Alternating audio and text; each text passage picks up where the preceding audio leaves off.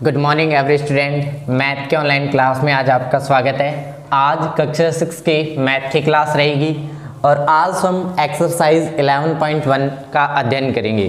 पिछली क्लास के अंदर 11.1 के 7 क्वेश्चन कंप्लीट किए थे। आज अपने जो एक्सरसाइज 11.1 है उसके जो बचे हुए क्वेश्चन है उसको क्या करेंगे, कंप्लीट करेंगे। तो अपनी क्लास को स्टार्ट करते हुए क्वेश्चन नंबर 8 को स्टार्ट करते हैं। क्वेश्चन नंबर 8 के अंदर दिया हुआ है लैला राधा की छोटी बहन है। लैला है वो राधा की क्या है, छोटी बहन है। लैला राधा से 4 वर्ष छोटी है। जो लैला है वो राधा से 4 वर्ष छोटी है। क्या आप लैला की आयु राधा की आयु के पदों में लिख सकते हैं? यदि राधा की जो आयु वो कितनी है, x वर्ष। दोबारा देखो क्वेश्चन नंबर 8, लैला राधा की छोटी बहन है। लैला राधा से 4 वर्ष छोटी है। क्या आप लैला की आयु राधा की आयु के पदों में लिख सकते हैं? अब देखो इसके अंदर दिया है कि लैला है वो राधा से क्या है, 4 वर्ष छोटी है। तो क्वेश्चन नंबर 8,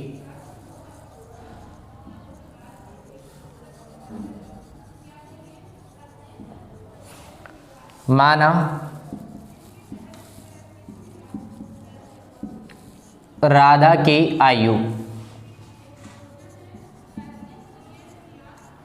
राधा की आयु हो जाएगी x वर्ष। अपनी मान लेगी जो राधा है उसकी आयु कितनी है, x वर्ष। अब देखो राधा की एक छोटी बहन है लैला, और लैला है वो राधा से कितनी छोटी है, 4 वर्ष। तो लैला की आयु, लैला की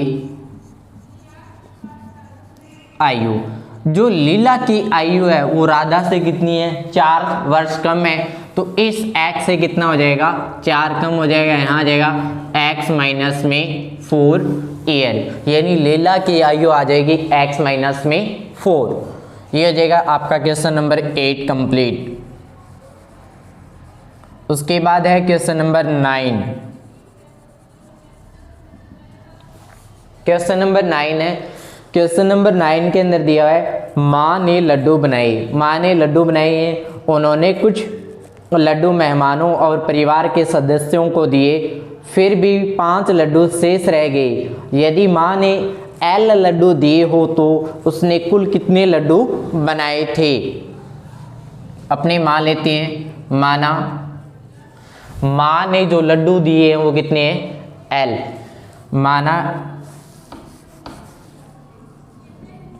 माना कि माँ ने लड्डू दिए, जो लड्डू दिए थे उसकी संख्या कितनी है, L। लड्डू देने के बाद में भी कितने शेष बच गए, 5 शेष लड्डू। शेष लड्डू है उनकी संख्या कितनी है, 5। अब देखो उसने पूछा है कि माँ ने स्टार्टिंग के अंदर कितने लड्डू बनाए थे। अब माँ ने मेहमानों को L लड्डू दिए, फिर भी वो क्या है, 5, यानी कि लड्डू क्या बच गए, शेष। अब देखो जो वैल्यू निकालेंगे कि स्टार्टिंग में माँ ने कितने लड्डू बनाए, तो इन दोनों का क्या आ जाएगा, प्लस। माँ ने लड्डू बनाए, वो वैल्यू आ जाएगी x प्लस में 5, यानी जो लड्डुओं की संख्या वो कितनी आ जाएगी, L प्लस में 5। दोबारा देखो इसके अंदर क्वेश्चन नंबर 8 के अंदर इसमें दिया हुआ है कि लैला है वो राधा की छोटी बहन है और लैला राधा से 4 वर्ष छोटी है। तो जो लैला की आयु है वो राधा के पदों में व्यक्त करनी है। अपने मान लेते हैं कि माना जो राधा की आयु है यानी एज ऑफ राधा है उसकी कितनी हो जाएगी, x ईयर या x वर्ष। उसके बाद लैला की आयु, अब देखो जो लैला है वो राधा से कितनी छोटी है, 4 वर्ष। तो इस x में से अपने माइनस कर देंगे, x माइनस में 4 वर्ष। ये हो जाएगा x। Question number 8 complete. उसके बाद है क्वेश्चन नंबर 9। इसमें दिया कि माना कि माँ ने लड्डू दिए। अब देखो पहले सबसे पहले क्या, माँ ने लड्डू बनाए थे और माँ ने क्या किया, मेहमानों और परिवार के अन्य सदस्यों को लड्डू दिए थे L। फिर भी उस माँ के पास 5 लड्डू शेष बच गए थे, तो माँ ने कुल कितने लड्डू बनाए। अब देखो इसके अंदर अपने स्टार्ट करते हैं, तो यहाँ लिखेंगे माना कि माँ ने लड्डू दिए L और शेष लड्डू है वो कितने हैं 5। अगर इन दोनों का अपने प्लस कर देंगे तो अपने पास आ जाएगा माँ ने कुल लड्डू बनाए थे वो कितने थे L प्लस में 5। ये हो जाएंगे आपके क्वेश्चन नंबर 8 और 9 कंप्लीट।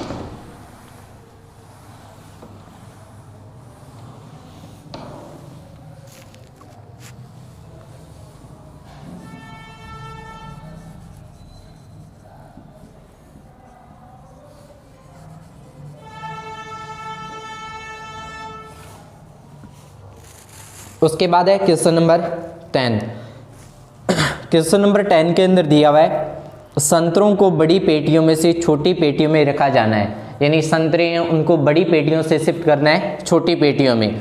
जब एक बड़ी पेटी को खाली किया जाता है तो उसके संतरों से दो छोटी पेटियां भर जाती है और फिर भी 10 संतरे शेष रह जाते हैं। यदि एक छोटी पेटी में संतरों की संख्या को x लिया जाए तो बड़ी पेटी में संतरों की संख्या क्या होगी।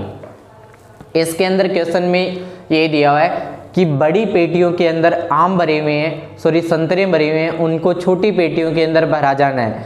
अगर हम एक बड़ी पेटी को खाली करते हैं तो उससे क्या है कि 2 छोटी पेटियां भर जाती है और 10 संतरे शेष बच जाते हैं। तो अपने इसके अंदर बताएंगे कि जो छोटी पेटी है उसके अंदर जो संतरों की संख्या वो कितनी है x। तो इसमें बताना है कि बड़ी जो पेटी है उसके अंदर संतरों की संख्या कितनी हो जाएगी। तो अपने क्वेश्चन को स्टार्ट करते हैं। क्वेश्चन नंबर 10, माना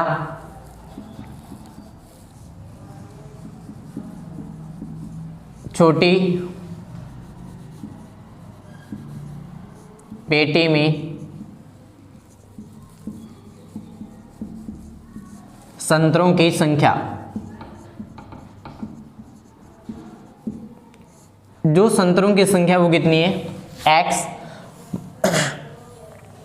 उसके बाद है शेष, जो शेष बच जाते हैं वो कितने हैं 10। अब देखो इसके अंदर अपने ये क्वेश्चन के अंदर दिया था कि छोटी पेटी के अंदर संतरों की संख्या कितनी है x और शेष संतरे कितने बच जाते हैं 10। यानी कि एक पेटी को खाली करते हैं तो 2 पेटियां छोटी पेटी भर जाने के बाद 10 जो संतरे वो शेष बच जाते हैं। तो इसमें लिखेंगे बड़ी पेटी में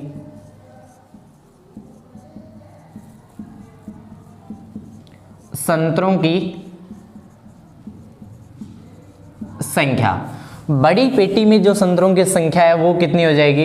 अब देखो बड़ी पेटी से जो छोटी पेटी है वो 2 पेटियां भर जाती है, इसलिए इस x के साथ अपने 2 का मल्टीप्लाई कर देंगे, कितने आ जाएंगे 2x। उसके बाद शेष कितने बच जाते हैं 10, तो प्लस में आ जाएगा 10। यानी बड़ी पेटी के अंदर जो संतरों की संख्या है वो आ जाएगी 2x प्लस में 10। दोबारा देखो इसके अंदर माना छोटी पेटी में संतरों की संख्या कितनी है x और शेष बच जाती है, शेष फल है वो कितना है 10। और बड़ी पेटी में संतरों की संख्या, बड़ी पेटी के अंदर जो संतरों की संख्या है वो इस बड़ी पेटी से 2 छोटी पेटी भर जाती है और 10 क्या बच जाती हैं शेष फल, इसलिए इस x के साथ 2 का मल्टीप्लाई हो जाएगा, 2x प्लस में आ जाएगा 10। ये हो जाएगा क्वेश्चन नंबर 9 कंप्लीट।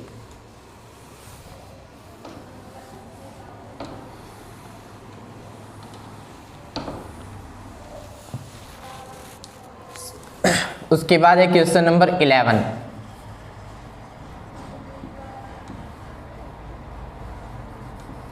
के अंदर ऑप्शन दिए फर्स्ट और सेकंड। 11 में फर्स्ट दिया हुआ है ए, तिल्लियों से बने हुए वर्गों के नीचे दिए प्रतिरूपों को देखिए। ये वर्ग अलग अलग नहीं है, 2 संलग्न वर्गों में एक तिल्ली उभयनिष्ठ है। इस प्रतिरूप को देखिए और वह नियम ज्ञात कीजिए जो वर्गों की संख्या के पदों में आवश्यक तिल्लियों की संख्या और वह नियम देता हो। इसके अंदर देखो फर्स्ट ऑप्शन के अंदर आप वर्ग दिए हुए हैं, ये आकृति दी हुई है ए के,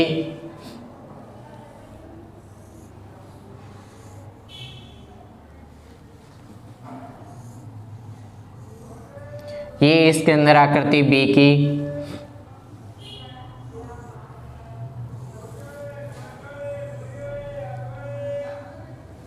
ये है इसके अंदर आकृति सी, और ये इसके अंदर आकृति दी हुई है डी की।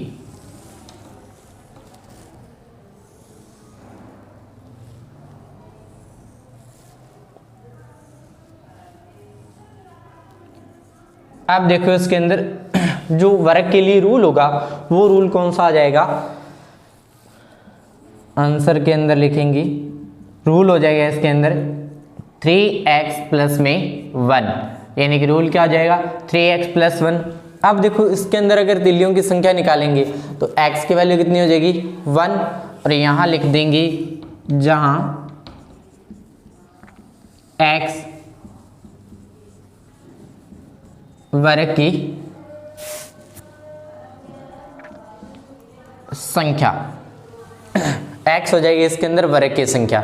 अब देखो इसके अंदर निकालेंगे वर्ग कितना है 1, तो यहाँ आ जाएगा 1 और 3 का मल्टीप्लाई 3 प्लस 1, यहाँ कितनी आ जाएगी वैल्यू 4। इन दोनों की बात करेंगे वर्ग कितने हैं 1 और 1 2, यहाँ 2 रखेंगे 2 और 3 का मल्टीप्लाई 6 और 1 की वैल्यू हो जाएगी 7। यहाँ दिया 1 2 और दिए 3, और यहाँ 3 इंटू 3 9 प्लस में हो जाएगा 10, यहाँ वैल्यू आ जाएगी 10। उसके बाद 1 2 3 और 4, 12 प्लस में कितने हो जाएंगे इसके अंदर 13। ये हो जाएगा आपका 11 का फर्स्ट ऑप्शन हो जाएगा कंप्लीट। इसके अंदर रूल लग जाएगा 3x प्लस में 1। उसके बाद देखो जो सेकंड ऑप्शन है, सेकंड के अंदर जो रूल है वो हो जाएगा 2x प्लस में 1। इसके अंदर जो x है वो हो जाएगी त्रिभुज की संख्या, वो आपको मिल जाएगा सेकंड ऑप्शन PDF के रूप में।